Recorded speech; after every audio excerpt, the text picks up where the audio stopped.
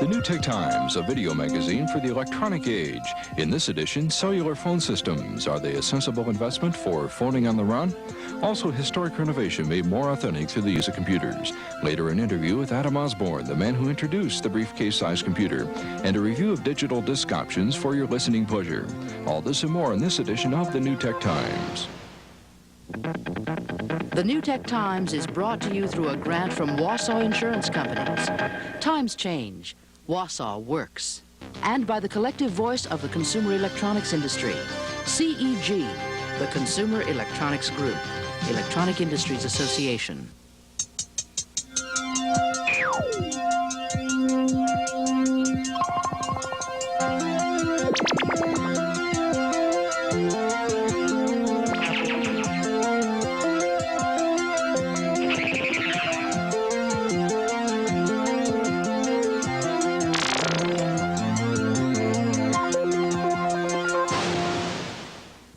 Hi, I'm Nicholas Johnson. Even with the rapidly declining prices for consumer electronics, do you have the sense that someone is making a lot of money from these new tech times? Well, you're right. But if you and I take a chance when we invest our money in the products, those who are investing their money in the companies are taking even bigger chances. 2 or 3 years ago, a brash and brilliant Britisher, Adam Obsorne, took $250,000 of his own money, did what the computer industry said couldn't be done. He designed and marketed the first successful full computer in portable form, the Osborne 1. It was priced at less than $2,000, and the package included software programs worth that much. Within 18 months, he boasted sales of $100 million. 2 years later, he was bankrupt. But innovator Osborne is neither gone nor forgotten. Dave Iverson went to visit him in Berkeley, came back with this exclusive report.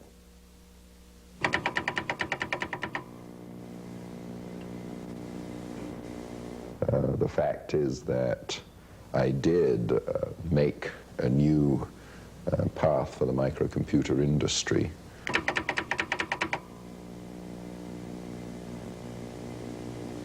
I honestly felt by late '82, early '83 that I and my management team were way over our heads and should bring in other people.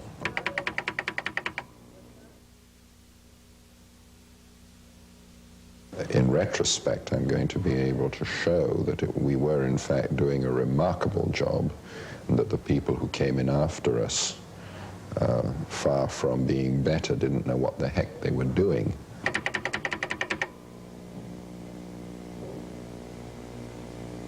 The story is not over. There is going to be a lot more to tell. It's a very interesting story. It's a very unfortunate story.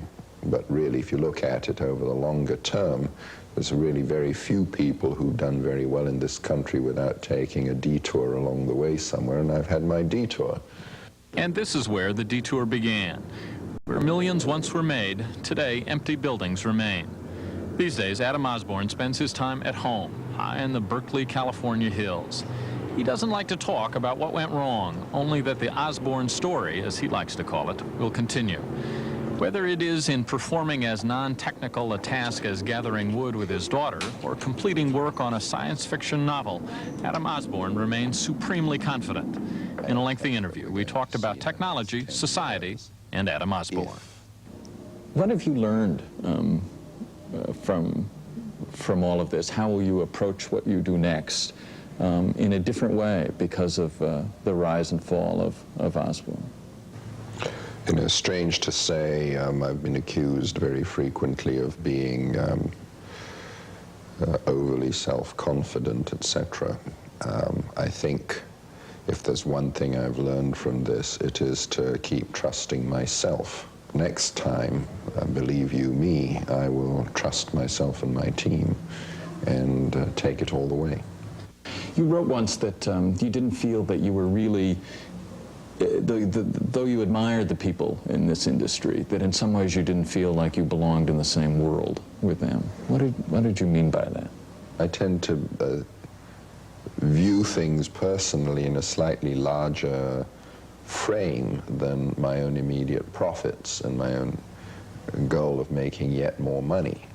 There's a lot of people out there I know, and their goal is to make $1 million, and once they've made 1, that's a stepping stone to make 10, and when they've got 10, they want to make 100, and there's no end to it.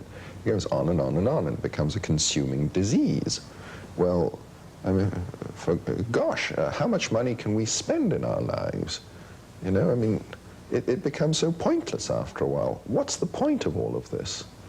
Not surprisingly, Osborne has some ideas about what the point should be for himself, for his high-tech brethren, and for society. If we're not careful, high-tech can turn out to be the scourge of this country and not its blessing.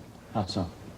We finally reached the point when we really are able to eliminate far more jobs than we ever create. If we don't look at a general redistribution of wealth and all taking some kind of responsibility for the people who lose their livelihoods and their industries, those people are just going to get mad. What is your responsibility in all of this? You talked a moment ago about that people need to have some vision of this beyond the making of hundreds of thousands of dollars. So how does Adam Obsorne fulfill the responsibility of that? The only thing I can do is to try and say, hey, consider this issue. What I often do when I'm with groups of people where I think I can get a real response is I'll just drop this question. When you think about high tech, do you get a warm feeling in your chest or a knot of pain in your stomach? Clearly, Adam Obsorne enjoys speaking out, but he's also looking forward to starting a new company again. For the British-born Osborne remains the quintessential American entrepreneur. You said that all that had really happened was a short detour in the story of Adam Obsorne. Is the detour over, and does the story continue? Oh, the detour is definitely over. Now, that's really the great thing about this country, is that, from my accent, you can obviously tell I wasn't born here. The wonderful thing about it is that there's no reason for anyone to ever give up. So do you really see yourself in some ways as part of the classic American story? Oh, definitely I do. Most definitely. It's a combination of the people who pioneered the Wild West, and many of them finished up with arrows in their backs. And eventually, they just don't give up. And I'm not about to either. Dave Iverson tells us Adam Osborne's thinking about a new way of financing and marketing software. With Osborne's admiration of America's early heroes, if his new scheme is as revolutionary as the Osborne 1 computer, we're in for some excitement. Many of those early American revolutionaries lived in colonial Williamsburg. Now, if you're one of the tens of millions who visited, you know that it's no Disneyland. It's as near to the genuine article as 18th century hand tools can make it. Exactly the way Thomas Jefferson would have designed it, if he'd had a K-Pro computer. Here's Gary Probst's report.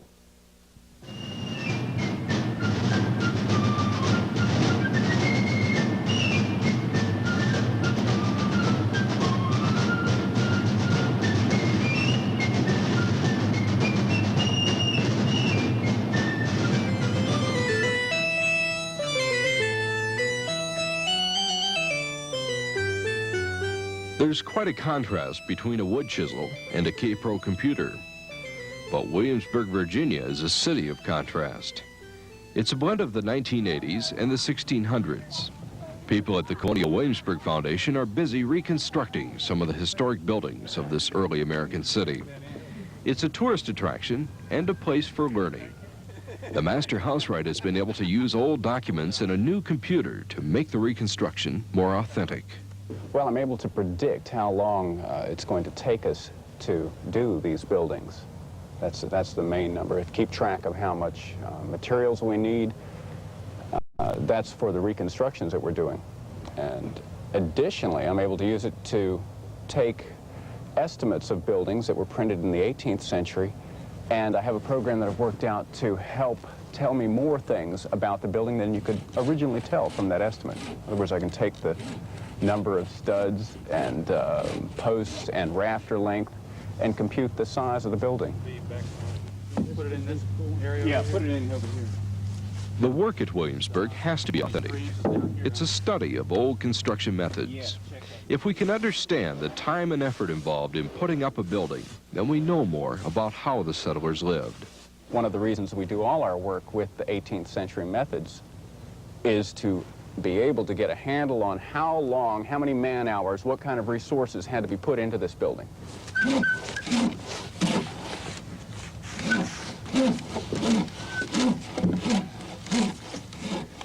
Colonial Williamsburg has been under reconstruction since 1926. That's when John D. Rockefeller contributed to the preservation of our early heritage. Architects tried to be realistic, but there were no photographs in the early 18th century. It was hard to build to scale. Now that a computer is being used, Underhill is finding some previous architectural mistakes. It's opened a whole new door. It's allowed me to handle a lot more information much more rapidly and accurately. That accuracy in itself teaches you quite a lot, because I will program buildings in and find out that, well, the shingles on this building were 1 1/4 inches wide, which is totally absurd, but all the calculations are running right.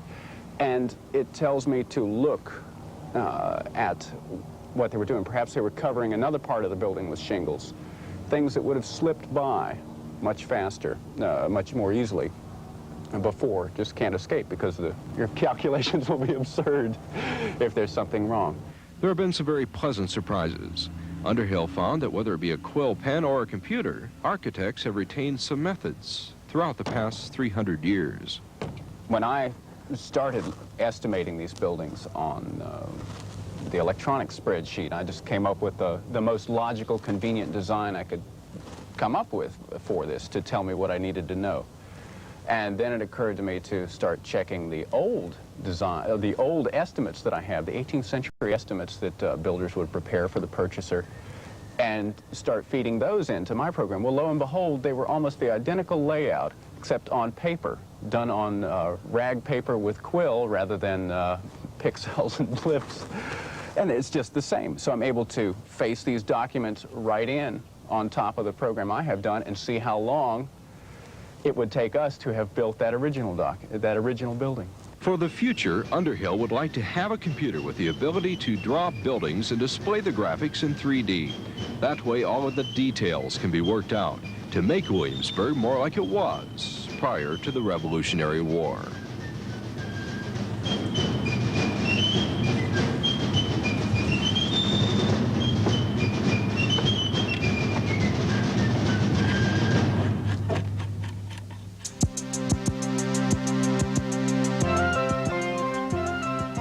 If you have story ideas or comments, send them to the New Tech Times, 821 University Avenue, Madison, Wisconsin, 53706.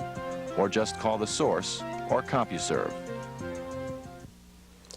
Computers may make the wondrous experience of Williamsburg more accurate, and one can't imagine that someone with Jefferson's intellect, curiosity, and inventiveness would have been one of the first to have one. But for many of those living in his time, or ours, the computer is a thing to be feared. That fear is called cyberphobia. It can be a very real problem for us as individuals and for the computer companies that are trying to sell to us. Here to give us a little insight is a researcher, Dr. Sanford Weinberg. Dr. Weinberg, welcome to New Tech Times. Thank you. What did we mean by cyberphobia? Well, we found that there are an awful lot of people out there, maybe as much as 1/3 of the population in the United States, who would just assume avoid any kind of contact with computers. They're afraid to use automatic teller bank machines. They go out of their way to avoid having to use any kind of computer in their work. They don't want a computer in their home, and they're just afraid of any kind of use of any kind of computer system. What is this about? Where do these fears come from? There are probably a number of different uses. We found a lot of people in that category have had some kind of bad experience. They used a computer and it didn't work. It didn't do what it was promised to do. It gave them some bad message or in some way was unsatisfying. A lot of other people we found talk about control issues, that they used to feel like they could control their lives, they could control their job, and somehow the computer is taking away that independence and putting a machine they're dependent upon in order to accomplish something.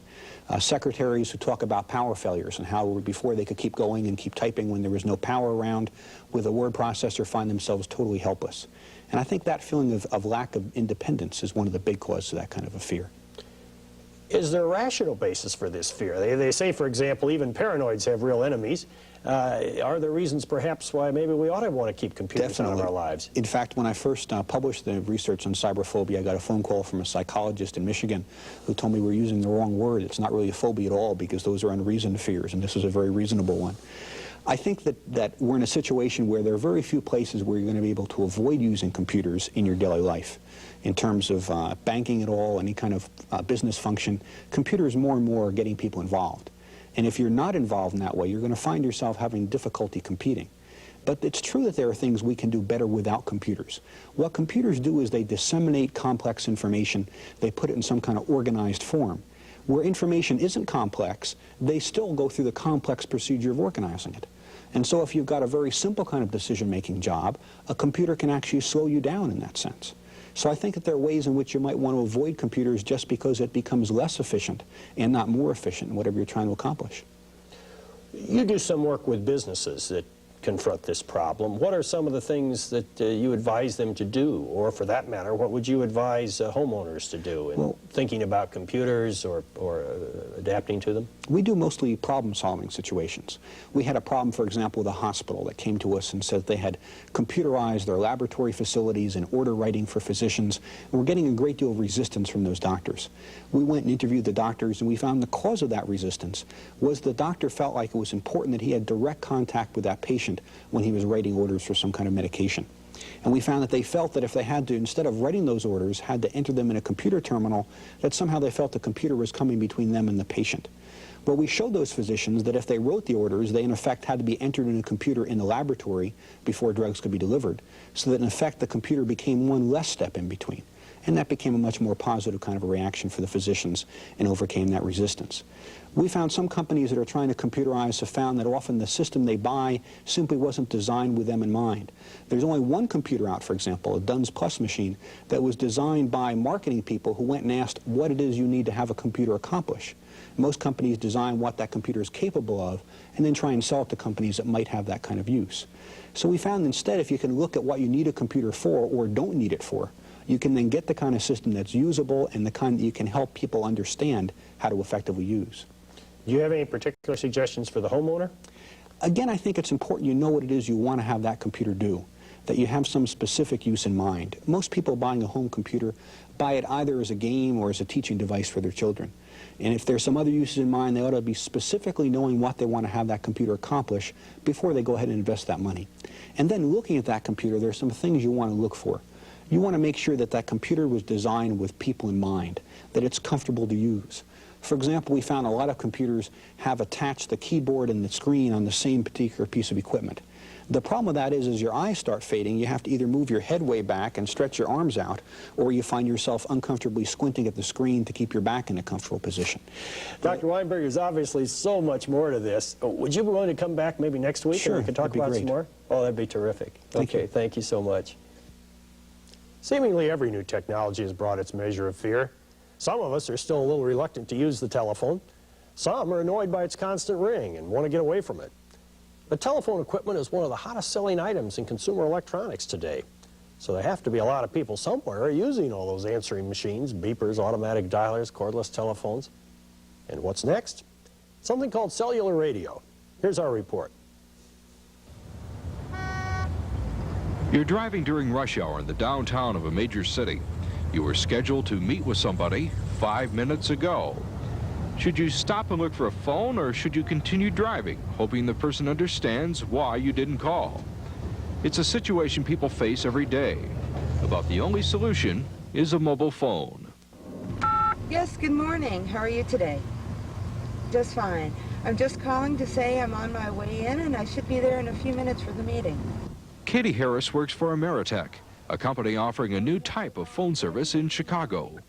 It's called a cellular phone system, and it makes it very easy to contact the office. If you need to make the stop that we were talking about yesterday, you can do that now, and then we'll expect you in just a couple minutes. Okay, that's very good. Okay. So I'll do that. Okay. Now, phones have been in cars for years, but they were never convenient. The old technology provided for one antenna in every city, with a dozen channels for the use of thousands of motorists. Sometimes people would wait half an hour to get on the system.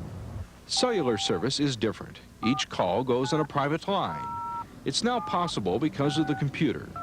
The name cellular is from the splitting of a city into cells. Each cell has its own antenna. As you drive between cells, the computer switches between antennas. That keeps the signal strong, and it frees up the antenna you just bypassed for somebody else to use. Thousands of people can drive between cells using their telephones the same as they would in their home or office. Let me tell you how I use it. I find myself needing to go to meetings downtown Chicago, and when I get ready to go, I'll pick up a stack of messages here, the people that I need to talk to. So on the way downtown, I'm doing business with people that have called me or people that I want to call. People that are using it to commute back and forth, I think some neat examples that we've encountered are people who deal with businesses on the East Coast and the West Coast. And they like to do business with them early in the morning. So on the way to work, 6:30 to 8 here in Chicago, they can call and the people are in the office, they can get the data, do what they need to. And it's the opposite situation going home at night when they're able to talk to the people on the West Coast. If a large number of people start to use cellular phones, there will always be a way to provide a private line. Cells can be subdivided. Antennas could be placed on every city block. The people at Ameritech anticipate 5,000 customers in Chicago by next October and 100,000 clients within 5 years. Similar service will be offered by other companies in 30 major cities before 1985. But there's one thing that could limit the popularity of cellular phones: the price. Phones sell for between $1,500 and $3,000, with line charges of $50 to $100 a month.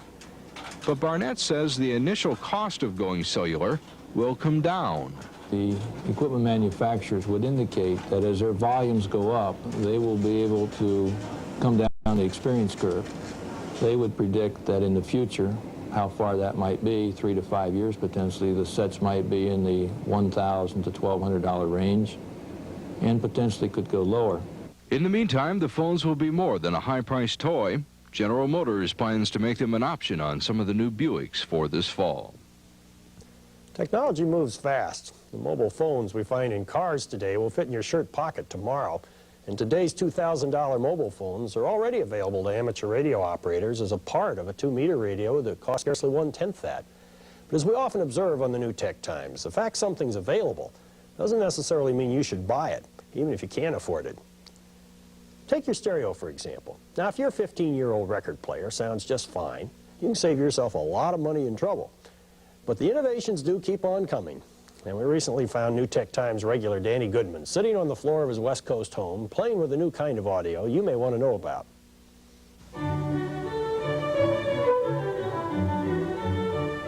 There's a revolution underway in consumer audio, and it could affect the way we listen to music in years to come.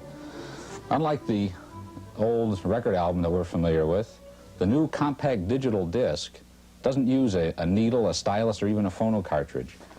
Instead, a little laser reads microscopic pits on the underside of this little disc. And this disc is really something to behold. They're recorded on one side only, and they can record more than an hour of music. I'm holding the entire Beethoven Ninth Symphony right in my hand.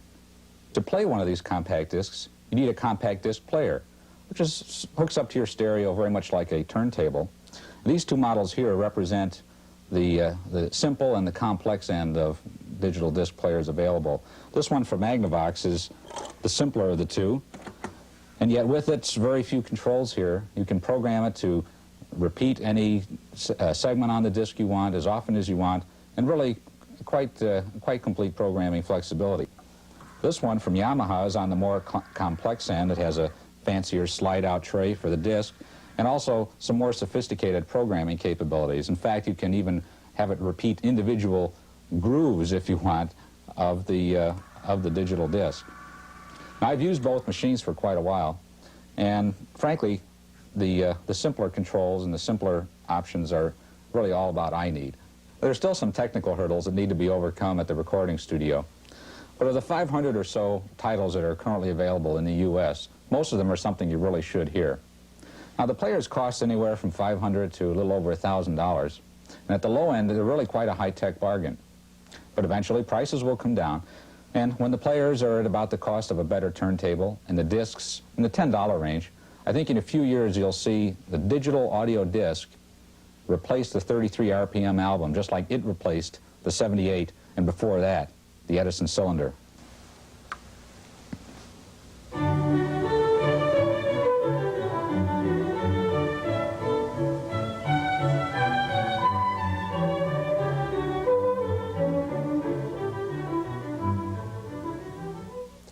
You'll be hearing a lot about digital audio in the months to come, and that's why it's on the New Tech Times, your weekly peek into the wonderland of electronics. The men and women who make it happen, like Adam Obsorne. The strange places we find uses for computers, like Colonial Williamsburg. The new products, like cellular radio and digital audio, and some tips on coping with it all from Dr. Weinberg. And next week? In the next edition of the New Tech Times, we'll do some detecting with Florida cops who are using lasers to lift prints and solve crimes.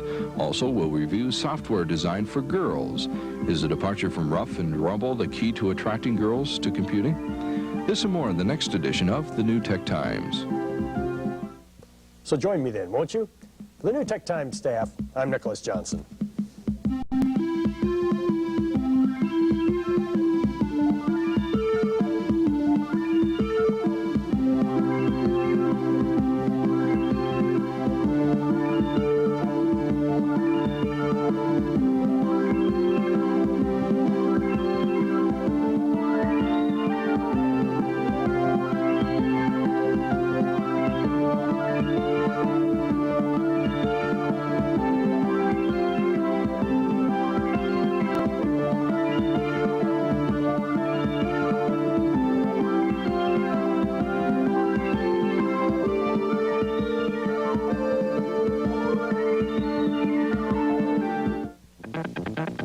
The New Tech Times has been brought to you through a grant from Wausau Insurance Companies. Times change, Wausau works. And by the collective voice of the consumer electronics industry, the CEG, the Consumer Electronics Group, Electronic Industry.